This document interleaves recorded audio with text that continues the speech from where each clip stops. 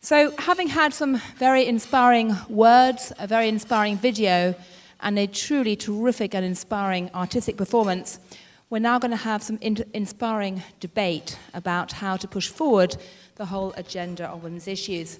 So I'm going to call up onto the stage to join me now two people who have been at the forefront of efforts to drive forward the women's initiative. We have Deputy Secretary of State for Management and Resources, Heather Higginbottom, who I'm delighted to say is the first female to become Deputy Secretary of State. She was confirmed back in December 2013, and she essentially looks at the pragmatic oversight responsibilities for both the Department of State and the USAID, Agency for International Development. So, Deputy Secretary. And then joining her on the platform as well is Chernor Bah, who is a leading youth advocate for global education, a girl champion, and a former refugee from Sierra Leone. He's the youth representative on the United Nations Secretary General's High-Level Steering Committee for the Global Education First Initiative. More importantly, perhaps, he is a strong man who's championing strong women. And in order to promote the cause of women, we need to have plenty of men on board supporting and promoting to the best of their abilities. So, if you would both like to join me on stage.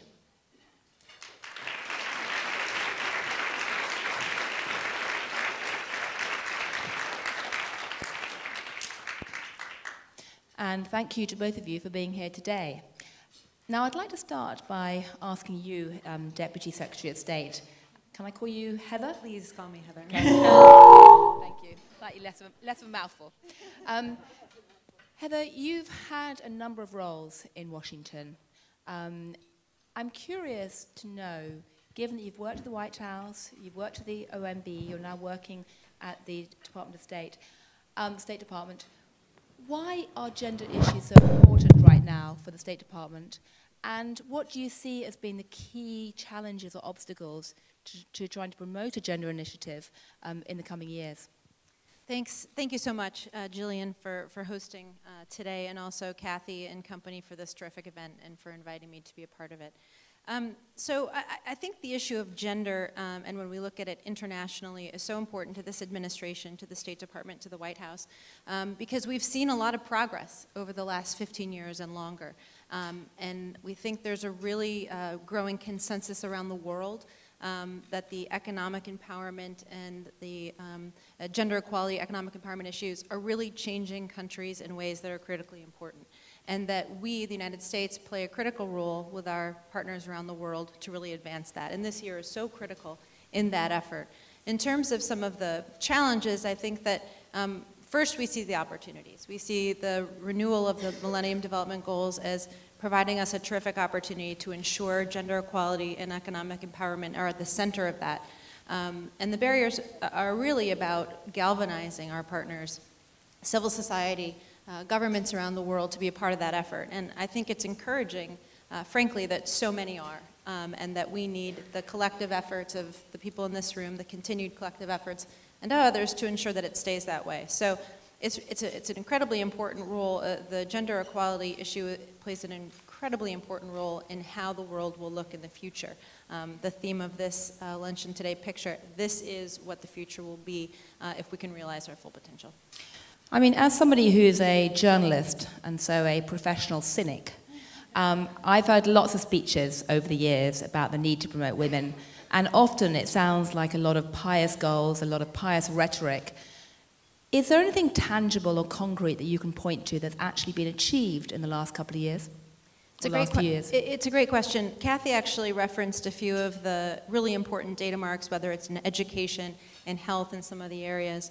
But I think what's critical to the process that we're engaged in now, the Sustainable Development Goals in that process, is measuring results and impact. And that's really about ensuring that we're holding ourselves accountable and partners around the world. That's about showing it's not just rhetoric, it's speeches. There's been a big emphasis on data, on ensuring that it's accessible, that partner governments are using it and measuring against metrics that are common and that we can understand collectively how we're doing against it. And I think that's critical to this discussion so that we aren't just hearing the rhetoric, but we're actually seeing results, and that we can target our efforts around that data, and we can see where there's progress and we can see where we have obstacles. Right. I'm going to bring in Chernor in a minute, but before I do, I mean, the data issue is not exactly a wildly exciting topic in most people's eyes. I mean, you know, you say statistics, and I work for the Financial Times, so we love numbers, okay? We're basically geeks. But even I struggle to get very excited about data in development. I mean, why does it matter, and do you have enough data? I think it's a great question, and we encounter it all the time. There's a big conversation about big data right now, and people get very excited about it. And then a lot of people don't know what it really means. And so I think you have to make it very tangible. I'll give you an example. The PEPFAR program, our development program that helps stem and eliminate HIV/AIDS, we announced recently that we are releasing disaggregated PEPFAR data by sex, by age, and geographic region. Why is that important? Because we can look and see specifically where there's a disproportionate burden of HIV/AIDS transmission among girls and women, and we can target our efforts to that. That's incredibly powerful. Instead of just saying, here's a grant, go do some prevention programs or do some treatment programs, we can say, this town, this community, this area needs a specific set of inputs, and we need to look for those outcomes. And that is really the key to making the progress we need to make. And in terms of do we have the data, we have some of it. We have to do a better job, and we have to work with our partners around the world to ensure that they have the tools and capacity to track and measure progress as well. Well, I must say I find that absolutely fascinating. I mean, we really are living in an era when it's good to be a geek. Not just because you can be like Mark Zuckerberg and make a lot of money, but you can actually do a lot of good too. So, but I'm curious, I'd like to bring Chernor in, because you originally came from Sierra Leone, didn't you? You presumably must have seen in your own lifetime the way that social media and phones have transformed people's lives, which of course can be a key tool for gathering data. Do you have any reflections on the issue of data and the need to get a better picture on what's actually happening? Because you've been promoting the issue of young people in particular, and I should imagine just getting data on what's happening to young people today would be fascinating. Oh, absolutely, and let me start by saying what a privilege it is to be here, especially as a young African man. I find it kind of very interesting that I'll be on the panel on International Women's Day in the United States, right? So thanks for having me. Well, I say congratulations. Incredible. Frankly, we need many, many more people like you, and in an ideal world would have sort of 50-50 in the room today, but yes. Yeah, thanks. I just want to say on the data issue, I think it's even more important, particularly for what's happening on the field. I do a lot of my work in obviously where I come from in Sierra Leone, and I've seen a lot of work happen. I think it particularly affects programs for girls. I did a piece a couple of months ago saying numbers can lie. Because you have a lot of, sometimes everybody says, oh, we've made incredible progress, you know, on girls' education, for example. But the devil is always in the details. And that detail you're not going to get if you don't particularly disaggregate properly. So I've looked at programs, for example, in Sierra Leone and Liberia, where we have a number of partners who do girls' programs, who do youth programs, who do gender equality programs. Well-intentioned, very good people, but when you dig further down into the details, you find out, as you do as well if you look at the numbers on global education in general, that the most marginalized girls are still invisible. It's kind of quite shocking. It's like the low-hanging fruit is easily just kind of taken, and then of course you get the mass. But the people that need it the most, the people that are going to actually make real change happen, you know, they say society should be judged by how it treats the littlest, the most marginalized. I think on that count, we're doing a terrible job. And I think it only comes into our face when we have the right kind of data, and data that can be used by these organizations. Because as I said, people mean well, but data helps us to get well-intentioned to the right people that need it. Right. I mean, one data point we do have is apparently there are 1.8 billion youth alive today, and 9 out of 10 of these young people live in less developed countries. Why do you think it's so important to get the sort of, you know, youth vote involved in decision making? And do you think there is enough being done to actually get the youth vote being heard or young people heard when we talk about gender issues? Well, I could give you 1.8 billion reasons right now to involve young people. But again, numbers matter, right? You can't, everybody says the world has changed. This is the youngest, biggest population of young people we have in history. But I like to say, people say that, but still want to continue to do business as usual. I mean, I come from Africa where it's actually quite sad the way young people's issues have been treated. I was at an African Union event and I said to them, this is the youngest continent in the world, and the face of our continent now is a 95-year-old man. I rest my case. I mean, it's really, it's not only smart to involve young people, but it's also right to bring young people's voices into this process. And I'll give you one concrete example quickly. When I work with young people, with organizations, for example, in Sierra Leone post-Ebola, and we ask people who work in the field, adults, we do a simple exercise. By what age do you think girls need to have certain assets for them to thrive? And so to know where the bank is, where the health center is, to have access to reproductive health information, to have 5 friends. You will be surprised. Most people, and these are professionals in the field, will tell you in their good intention by age 12, by age 15. And when it comes to financial assets, by the way, a lot of people say by age 17. And then bring a set of 10 and 12-year-old girls into the room. Dramatic change, because they say, when I was 6 and 7 and 8 years old, if I had had all of those assets, I think that's just a tangible example about how the face of programs in general will be massively different if young people's views, obviously taking into consideration their capacities, are properly reflected in the debate. So I could go on and on about this issue, but I would say that much room for improvement. Heather, do you think there's more that the American government can be doing to get the voice of young people engaged in policy making? I think that the voices are so important. You just spoke to it so eloquently, Chernor, and there's more that we can do always, but we are doing a lot. In talking about Africa and the voices of young people, last summer we held the Africa Leaders Summit, and a big part of that just before it was the Young African Leaders Initiative, when we had fellows from across the continent come to Washington, meet with the president, and bring the issues that they raised in their voices into the Africa Leaders Summit. That was really important. And just to talk about the YALI initiative, the Young African Leaders Initiative, we bring 500 fellows to the United States for a 6-week program. They come to Washington for a part of it. There were 50,000 applicants for 500 slots in 1 year. It was absolutely overwhelming. And we realized when we saw that outpouring of interest that we had an obligation not just to support, and it was a very difficult task choosing 500 from that 50,000, but to support and engage with those people who are so interested in networking with their peers, with building avenues of opportunity and collaboration in their communities and countries. And so we've begun building that out in a virtual way on the continent in different regional centers to try to do that. So we're growing that, and we're doing that in Southeast Asia. We're also doing it in the Western Hemisphere. So we have a big focus on it, but I think there's always more we can do. I think bringing the voices of young people into the post-2015 process is really important as well, ensuring that their voices, their view of what the world will look like in 2030. I met with a group of young people, 15-year-olds at the State Department as part of the Action 2015 agenda.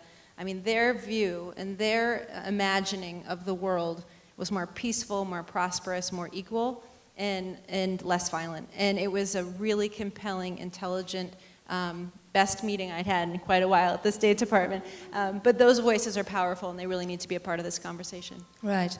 I mean, Chernor, where were you 15, 20 years ago when the last set of goals were being created? Yeah, out in me now, aren't you? I was in Sierra Leone. Actually, it was not a fun time. I was back home, and the war was going on, refugee, displaced, back and forth.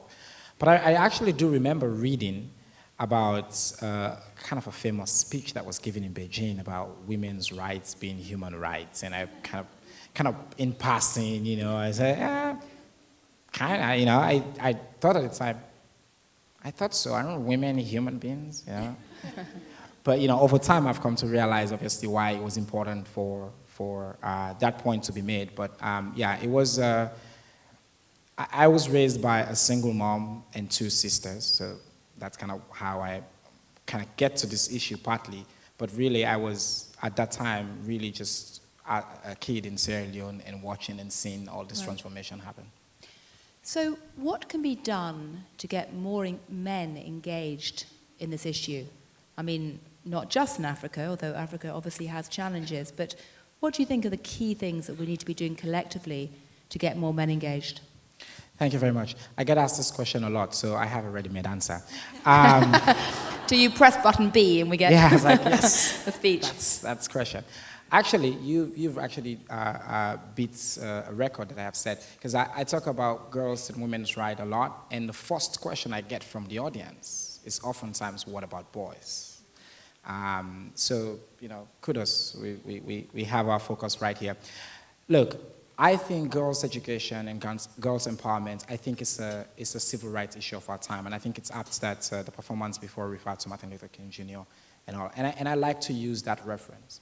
Number one, yes, we need to get men and boys involved in bringing about that change, but I like to start by saying absolutely do not remove the focus on girls and women. And oftentimes I see a lot of programs, especially on the field, that are gender program, meant to empower girls, and they say, how do we spend the money on boys?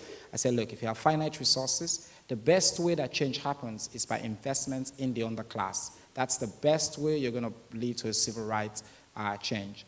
But you don't leave, obviously, you have to ask yourself, which men and boys do we need to be able to lead to this change? So, of course, in the civil rights movement here in the United States, you had white people, you had other races were involved in that and brought in, and using 2 arguments that I think are pretty compelling. It's smart. You look at the numbers, you invest in women today. I say to a lot of young boys that I talk to, I said, look, it's actually in my interest that girls are empowered.